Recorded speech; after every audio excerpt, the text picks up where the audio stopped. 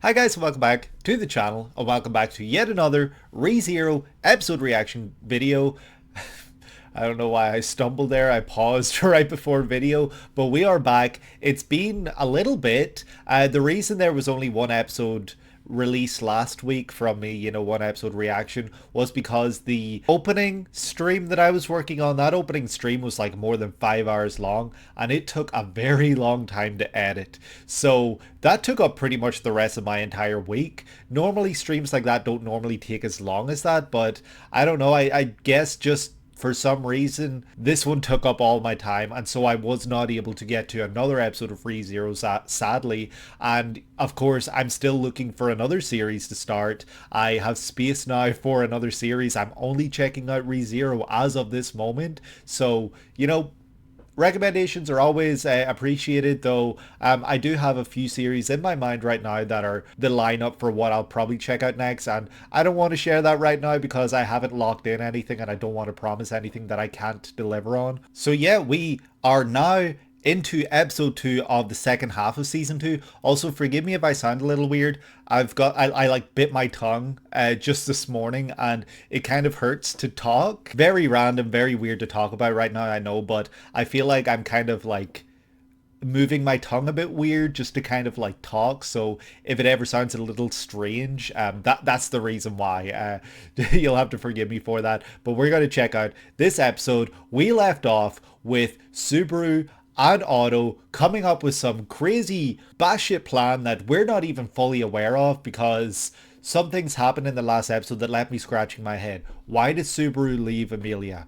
Why was he covered in dirt and had scratches on him? Did he go off and seek out the outcast Ryuzu? Of course, that being Ryuzu Shima. I'm wondering if maybe he went out and found her, if she led him to the place that he saw in the first or second episode. I can't remember if it was first or second episode of season 2, and if something's going on there. I don't know. We'll find out, of course. But then, of course, you also have the question of what is Otto going to do with Garfield? Because Garfield could just rip him apart. We've seen it happen before. So what's Otto got here today that will keep things, from escalating? I wonder if it's the fact that it's in this room with the crystal, that it means Garf won't, fully transform. He can still do an arm or something like that so he can half transform. But yeah, I'm worried for Otto, though I trust him entirely. I think he's going to get out of this, and I think he's going to plan, and I think whatever he has to say to Garf right here, it's going to be very impactful, and I can't wait to see what comes of it. But yeah, enough yapping out of me. We're going to see what we get in this episode. Hoping for a lot of lore information, more information about this plan. We're going to have to eventually get to the mansion. That's one thing as well. So yeah, let's just dive right into this. ReZero season 2 episode 15, I believe. I'm trying to do the math in my head real quick. 13 episodes in the first half, 2 episodes here and now, so episode 15. Let's go. Oh, the showdown in front of Ryuza's crystal. Oh, you had her. Okay. Yeah. Oh, that's so sweet. Everything's been thought out. Okay. You didn't foresee Emilia disappearing, so you're trying to buy time for them to... Yeah, okay. I get it. I think I'm starting to see it anyway. The crystal! Sleight of hand! A trap? Can he get out of that? Oh, sleight of hand Otto! If he transforms? No? Oh, these flies. Oh, these are the ones that we saw in the entire forest? The Zoda bugs. These are the bugs that we saw help him out during the break times. I hope Garf's going to be okay, but he's not going to be happy with you, Otto. But yeah, holy shit, Otto is popping off right now. Oh. Little chibi? You heard the cries, you heard everything, nature, yeah.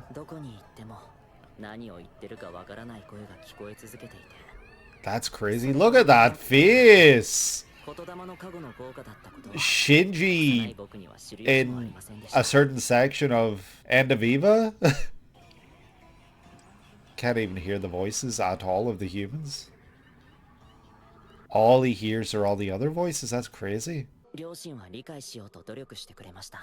Yeah. Divine protection. Okay. That's crazy they had him checked and everything, but he's a normal ass guy. So he has two brothers, a younger brother and an older brother, I'm guessing. This is really interesting, hearing the world through Otto's perspective.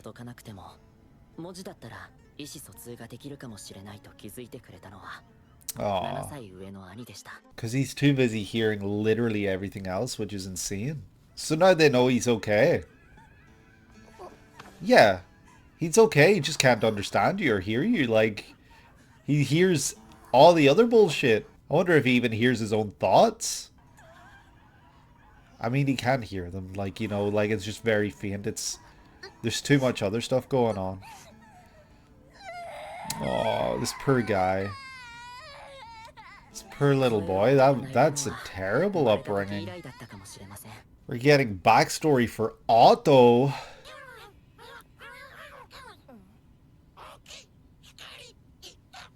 Shit, okay. Ah, it took a little time. That's cool. Rain soon.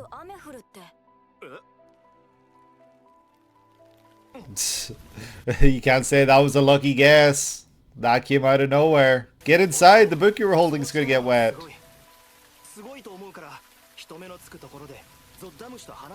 Ah, okay. It's not only Zotabugs though, right? Because he was able to hear land dragons and stuff. Oh, that's awful. That's terrible. Fulfu. Damn, did the little brother go around saying? Damn. What do you do in this situation? Do you make a liar out of your younger brother, or do you conceal, don't feel, don't let them know? Like, you make a fool out of yourself? Oh, no, you do. You do prove it. Oh, shit. Look at him controlling a swarm right there. That's crazy. But yeah, this looks like the beginning of like a famine type deal. Sealed it? That's sad. The hell?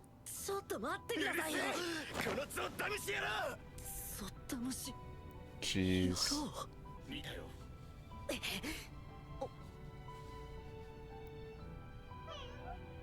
Meow. So cute. Okay. That was weird. The 8th guy. Jeez. That's crazy. And so he fled. Oh no. Jeez. Oh, well, that's nice. But what was that about your family being merchants and stuff from one of the break times? Oh, it's so nice to see him smile though after everything. You can do it. You got this, Otto. Oh my god.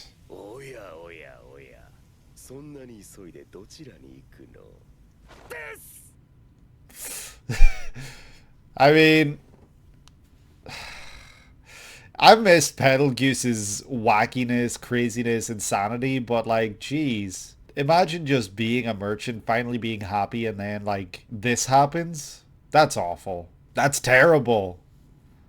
Oh, the light went out in his eyes.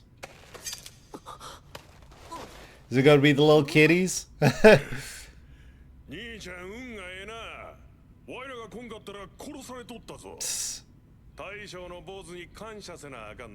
The boss baby? Subaru. わかりました。ありがとうございます。ならその人にも。泣くんやったら隠れて泣きや。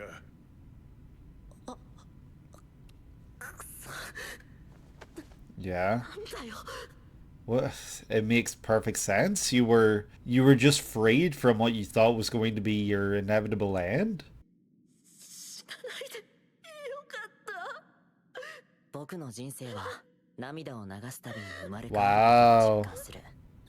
この世に生を受けた一度目の産声。 That's crazy. 家族の愛を知り、自分の心のありかを知った二度目の産声。そして死の絶望とすれ違い、 Yeah. 生きる目的と意味を理解した。 The way they tied him up and were like, yeah, we brought one of the bad guys back. 友達のためですからね。 Aw. What's it saying? Okay. I mean, we could have known it was coming. Yeah. Right behind you? Jeez. Oh no.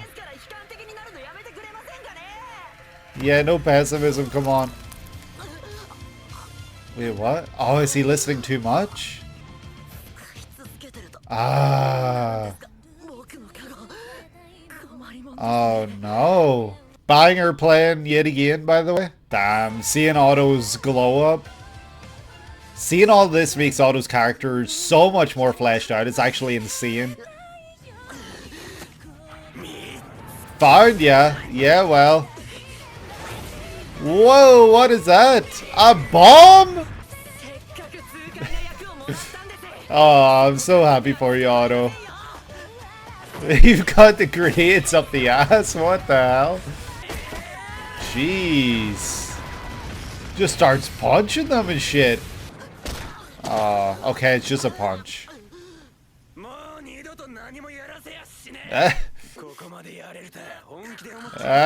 Yep. Nobody would expect it from Otto. Oh, what are you gonna do?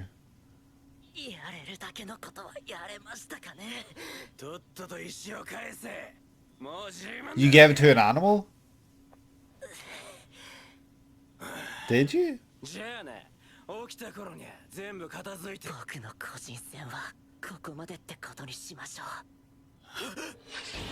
Oh shit! This was all calculated too! All part of the plan? I knew it! Well, I didn't know it, but like... I had an idea that they would work together again. Oh, she would never. Yep. But this is in line with what he wants in a way.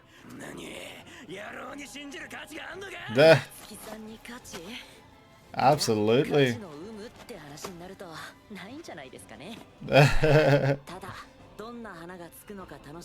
Aww.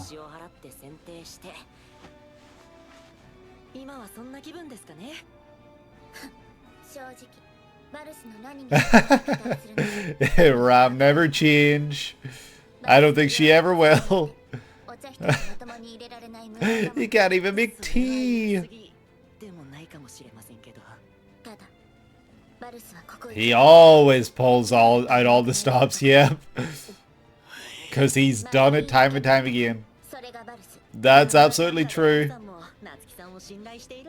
I don't know if it's so much that she trusts him, but she knows. Oh, here we go. Oh, the transformation. Jeez. That is intense. I mean, what?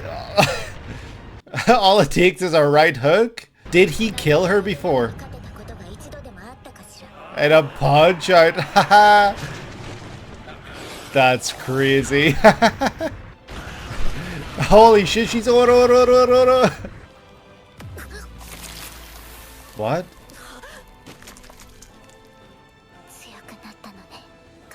He didn't touch her. What was that? What was that scream? Oh, the way he was ready to sacrifice his life just to give her a shot, give her a chance. Oh. Used win that time. Did she hit his scar? Don't do anything crazy. Oh no, he's doing something crazy. What did you do before this though, Subaru? That's the big question I have. And we're back to where we left off last episode. Oh, those Suwen? Is that the end of the episode? Okay. I'm glad that that was named after the goat.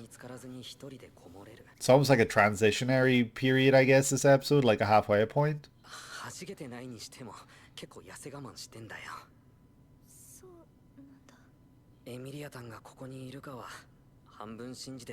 Damn.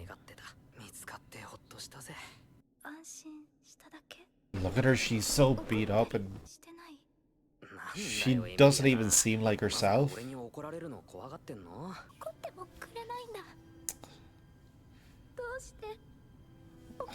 She just needs to... That's really sad that she feels the need that she needs to be berated for her actions, when really she's just doing something for herself.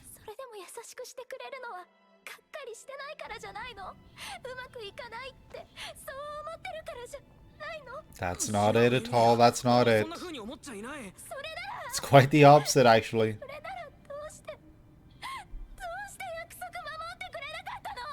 Yep.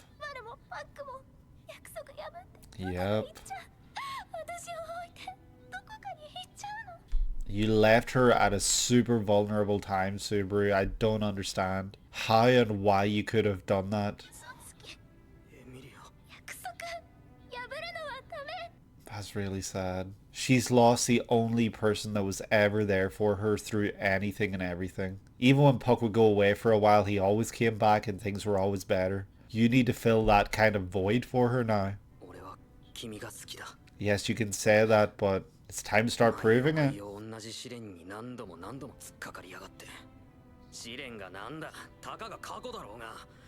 Just the past. Yo, that's some tough love right there. She doesn't know what you're talking about because this is just like, what, day 2 or something?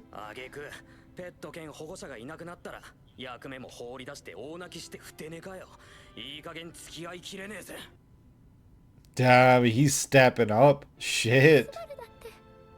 That's not it!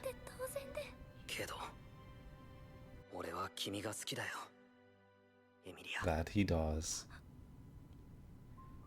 It's the fact that you're going and doing all this despite everything.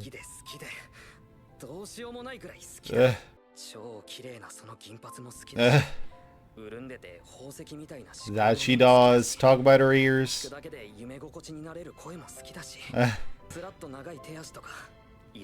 Long slender arms. Okay, Slenderman type shit.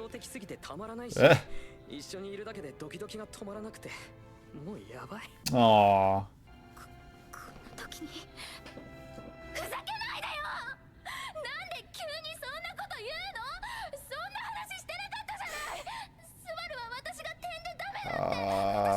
Stop just focusing on that. Jeez, the voice actress there, she sounded crazy. Like in a good way, I mean. Like she brought a lot of intensity there. And that's okay.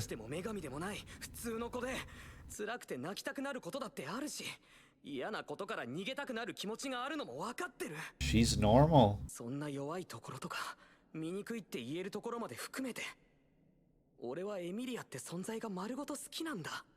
Nothing would be changed. Well, call him selfish then. That's not true.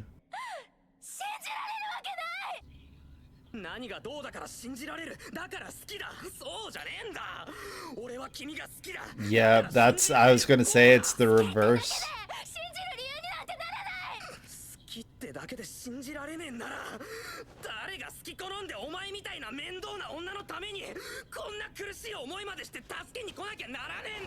Pain in the ass? Why are you calling her a pain in the ass? You have died.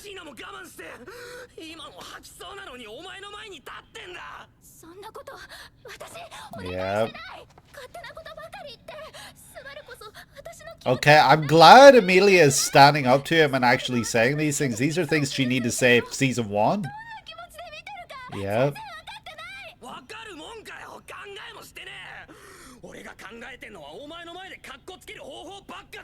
Jeez. Bro. Yeah, literally.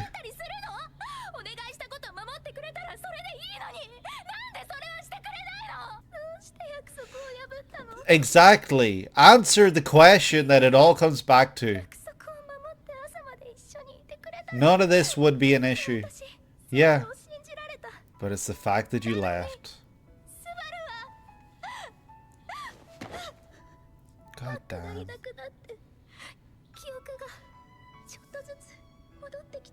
Slowly. It's almost like a different person, yeah. It's like it's not your life that you're seeing.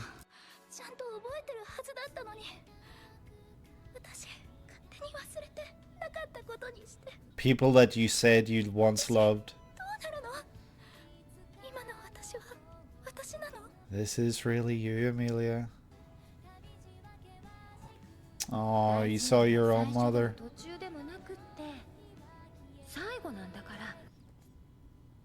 Yep. Aww. Mother's always right.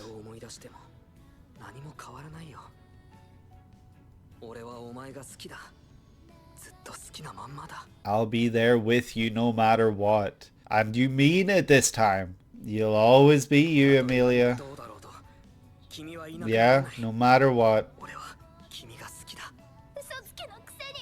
That he is.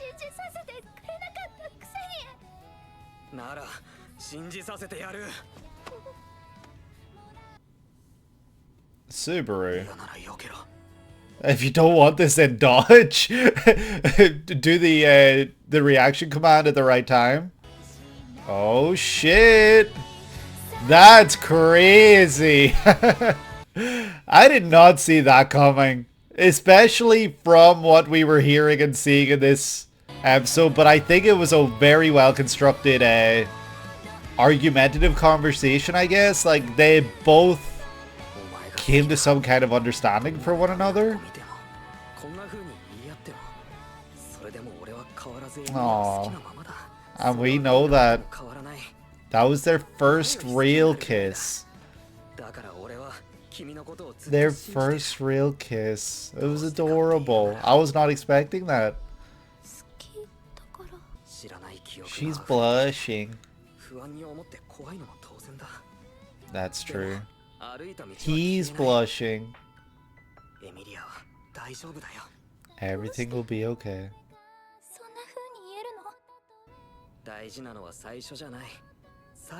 Aww. That's so sweet. We'll find it together. We'll find the ReZero.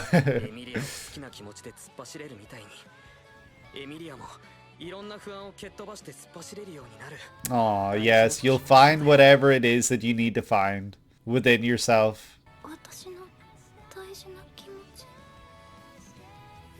Looks at Puck.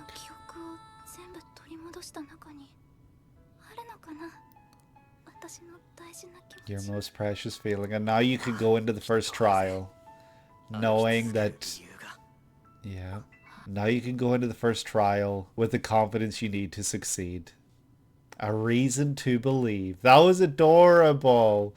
I was not expecting such a cute, adorable episode here. Garf?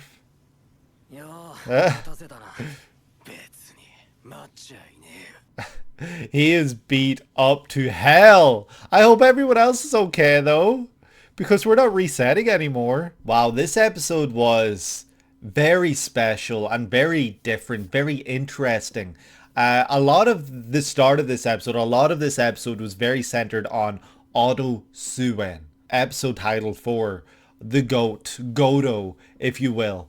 He really just went to show how far he will go to bat for Subaru, and his mindset of like he will do basically anything for him. And we learn that, that mindset is almost like, I hope it isn't a twisted mindset, like a mindset that isn't necessarily his choosing, because it almost feels like it's some sort of like expectancy or something that he owes to Subaru from when he was freed in the cave with Petal Goose. And he says, I would like to thank the guy who freed me, like responsible for my freeing, that guy being Subaru, of course. So I hope that everything we've been seeing, I know that it wouldn't be the case because from this point, we know they're friends, so it's not like this wanting to help out, wanting to return that favor. It shouldn't be like that anymore. When you're friends with someone, favors,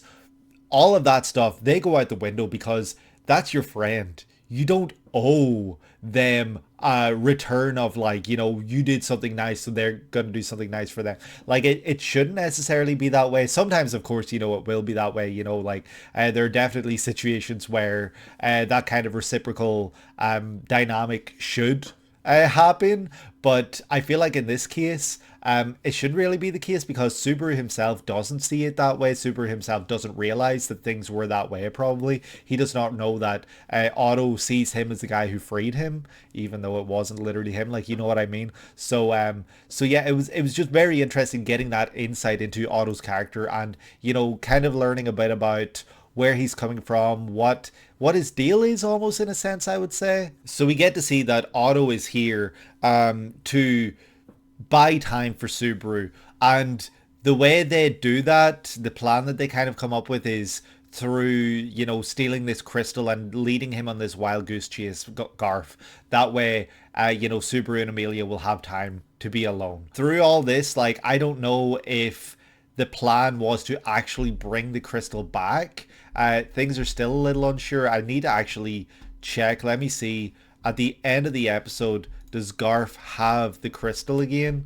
Because if so, then that's super interesting. It looks like he does from the brief little shot we see of him where he's kind of a little further back. It looks like he's got the crystal back, so I guess that's important because it goes to show that the plan was never to take the crystal away from him, but knowing how important this crystal is to him with relation to his sister and everything, it makes sense. And of course related to his mother, probably, this crystal, it makes sense why he would go out of his way to get it back. This was how they push his buttons, how they get him to go on this wild chase to keep away from Amelia and Subaru.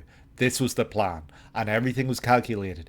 Setting up a trap, that he would fall into, calculated. All the, I think, Zuma bugs, I can't remember the name of them, being there as well in order to swarm him and slow him down, all calculated. Every single thing was calculated. And then we learn a little about his past. And his past is very sad, actually. He is a character that sadly wasn't understood from his very young age, and his mother and father thought there was something wrong with him, but really all that was wrong with him is that he was hearing, thanks to his divine protection, nature.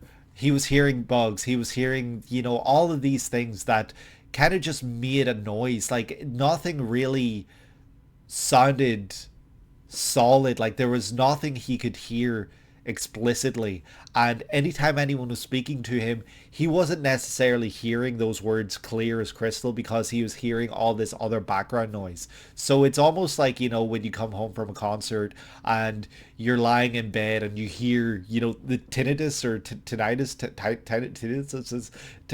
Final Fantasy X in your ears, and it's hard to hear basically anything else when it's really that quiet. Like right now, for example, the AC is on. If I'm lying in bed with like that, what I'm trying to say, in my ears, I probably wouldn't hear that noise. It's just like you can't hear things when you've got all this other stuff going on. Like things just fade into the background, all this noise because everything's too loud.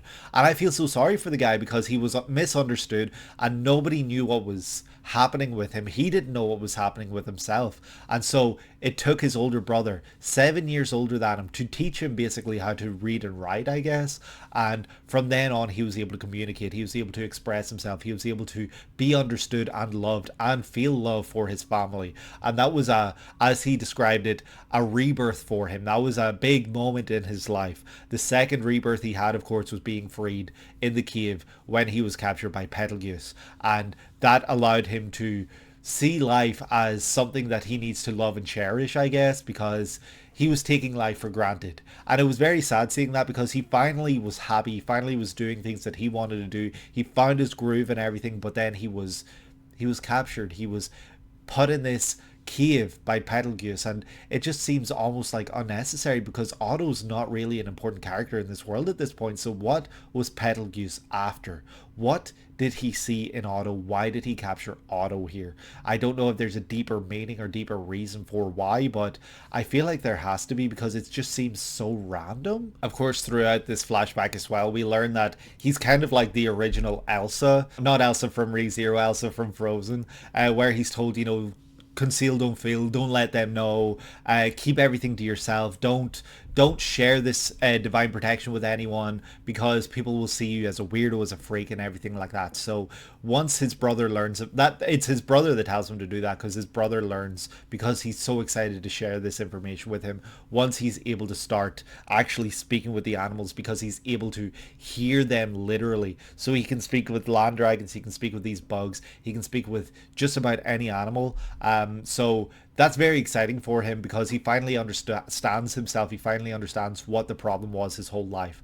And yeah, he's basically told, like, this divine protection, people will make use of you, people will take advantage of you. So therefore you need to make sure that you can't have that done to you. You need to protect yourself by protecting that ability and not letting anyone know about it.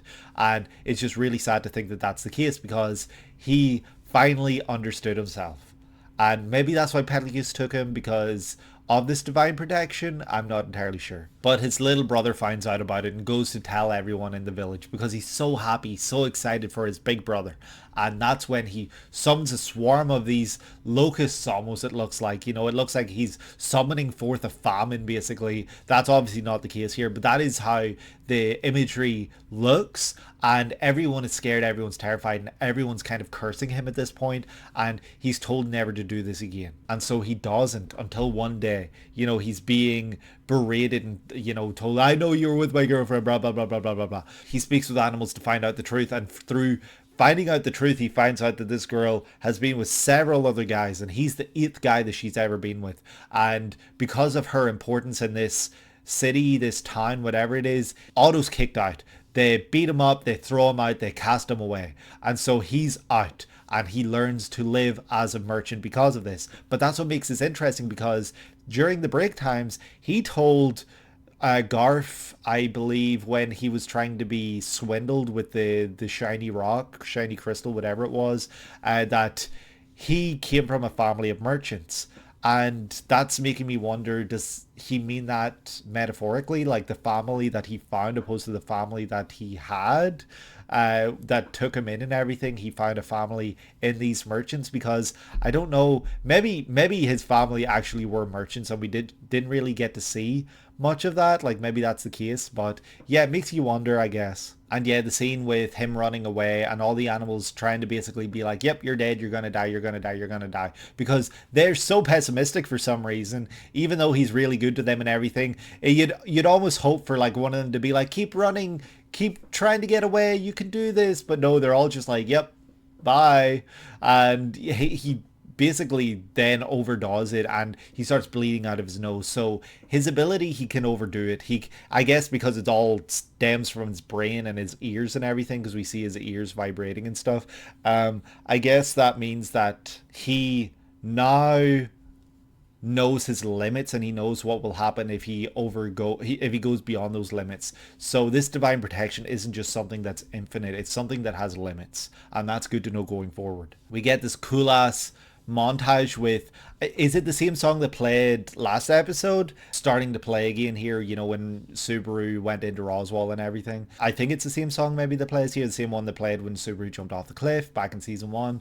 And Otto gets his badass moment here. He's throwing like these little hand grenades at Garf, trying to buy distance, buy time and everything. And he gets to the point where he's being put down, like he can't go any further. Garf is stepping on his fingers, making sure that he can't move or anything. But Otto, as cool as can be, is like, yep, my battle is over.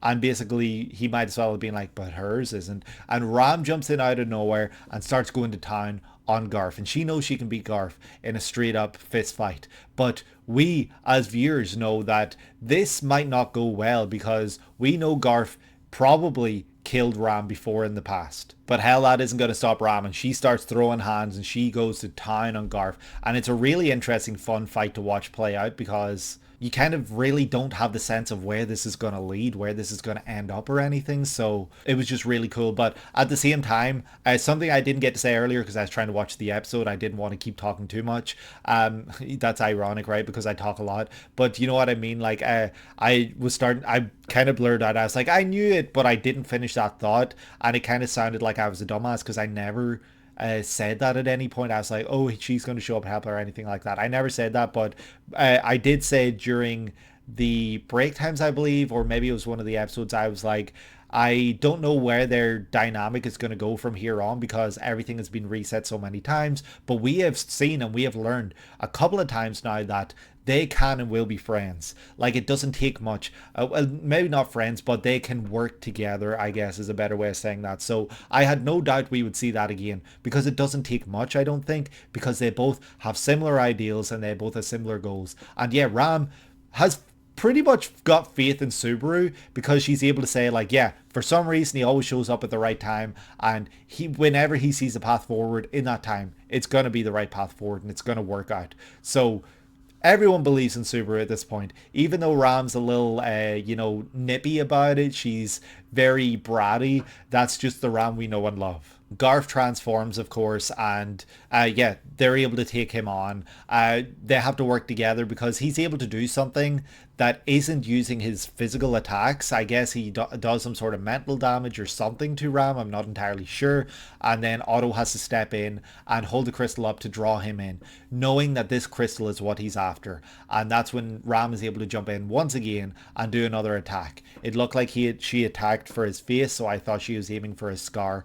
But by the end of this episode, we see he's beat up and bloody all over. So nobody dies here, I'm guessing, because this is where it cuts away.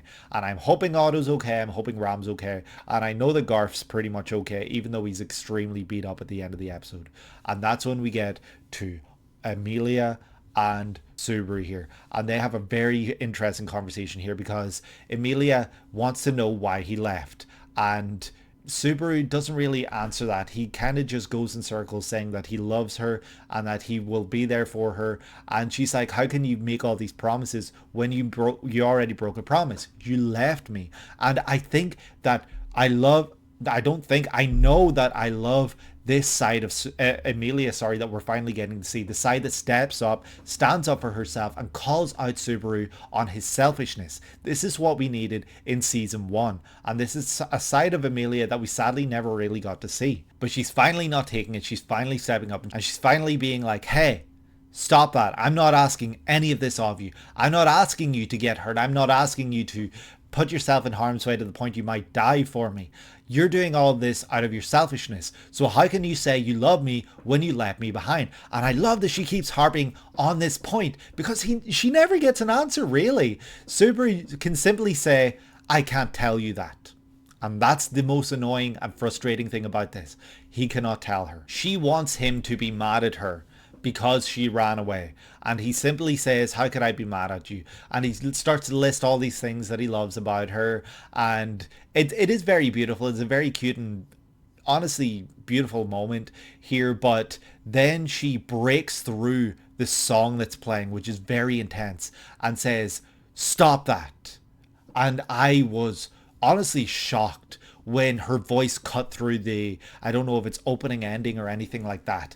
It surprised me because we've never heard her scream out, yell out like this, and stand up for herself like this. It's all because, like she's saying, that's not what we're talking about. We're not talking about why you love me. Nothing like that. I'm asking why you left me. Why should I trust you again? And also, why can you forgive me for being careless, useless, running away, all these things? So she's laying out a lot of her own insecurities as well. And Subaru is doing his best to try to help her out here, try to convince her that he will be there no matter what. But his words aren't working here. And that's because he's only speaking niceties. He's only whispering the things that she wants to hear. And she doesn't want to hear that right now. She wants to hear something real. And the scene starts to escalate and ramp up in intensity, which I thought was very cool and interesting.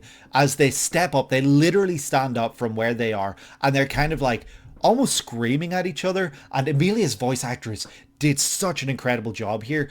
Her voice sounded hoarse a couple of times. She was screaming. I've never heard her sound like this, and I thought it was great. I'm so glad we got to hear this side of Emilia for once, this side of that voice actress. Subaru, of course, sounded great as ever. I honestly have never had any doubts about Subaru's voice actor's capabilities, and this was just another example of his voice acting prowess. And I do love what he did here as well. But for me, the star of this was Emilia, because we've never heard her like this. Emilia breaks down and starts to say she's forgotten all these important things. She's forgotten all these people that were important to her. And how could she do that? Now the puck is gone, she's starting to remember these things. She doesn't know herself. She doesn't know if she will change when she gets those memories. She doesn't know what's going to come of her because she doesn't know the person that she is anymore. And that's heartbreaking. That's so sad. And I think that that's going to be really interesting to see play out, because she's going to have Subaru as her rock, someone to ground her. Puck was there to protect her from these memories, whereas now Puck is no longer there to be that break that stops between her and those memories. She's going to have to depend on Subaru to actually learn these things and get through it.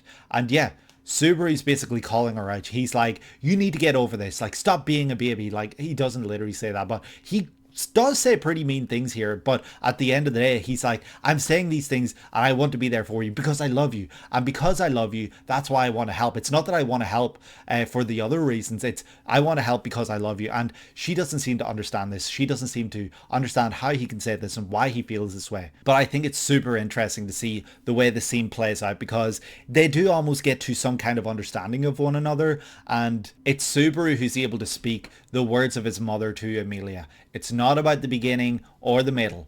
It's about the end.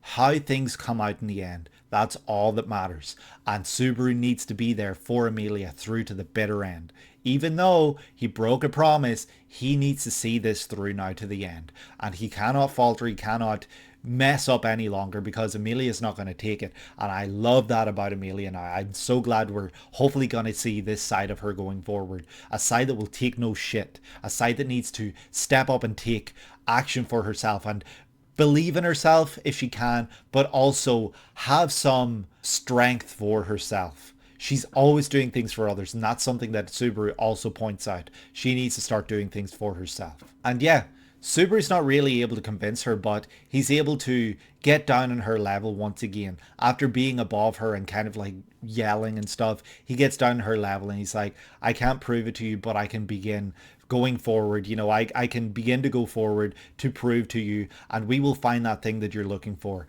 And they share a really beautiful kiss here. It's their first kiss, second technically, but we don't talk about that first kiss, right? That was terrifying, but this is their first real kiss. It means a lot to both of them, I think. And yeah, they're both blushing after this. It's a very beautiful scene. The lighting is incredible. I love how warm it looks, while it puts all of this light on them and makes them the central focus of this scene. And yeah, Subaru says, like, even if we argue like this, I'm still gonna love you. And I think that's really important. They need to have that communication. If they're going to be in a relationship or anything, the potential relationship, they need to have communication. They need to work on communication. They can't keep things from each other. And this is going to be the start of that going forward, I hope. and she's going to find what it is that she loves the most, or that will keep her walking forward.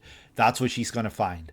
And she will hopefully find that in her memory. Subaru believes that she will, and she is going to work hard to do that. And I think that that's great that they're going to have each other going forward for the trial. And I hope that we get to see an insight into her memories. I hope that we get to see something opposed to, you know, just kind of hearing her talk about it. And it's once her most precious feeling is mentioned that she clutches Puck's crystal once again. And then we get the second episode title of this episode. So it's like 2 episodes in one almost. Otto, Suwen, and A Reason to Believe. And it was absolutely adorable, beautiful, incredible scene. One of the best of the whole series, maybe. It's right up there with the Rem scene as well. Like, I think maybe that Rem scene is probably still up there. Like, I'm saying scene, it's an entire episode, so it's kind of like cheating, but you know what I mean. I think that that's still maybe my favorite scene of the entire series, but this is definitely up there as well, because I love the intensity, I love the emotion, I loved that they both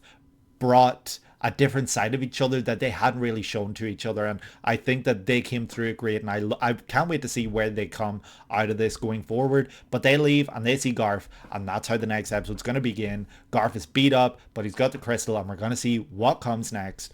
Very excited. And yeah, I'm going to wrap this one up. I hope that you guys enjoyed. If you did, please leave a like and subscribe if you have not done so already. And comment down below letting me know which half of this episode you prefer, because these were 2 incredible halves of this episode. And I'm sure there are differing opinions maybe. But yeah, let me know. Ring the bell if you want to be notified when videos go live. And of course, share this with a friend if you think they would enjoy ReZero reaction content. And yeah, I'm going to wrap this one up. I hope that you're having a great day today and that you're able to take it easy. I will see you in the next one. Take care.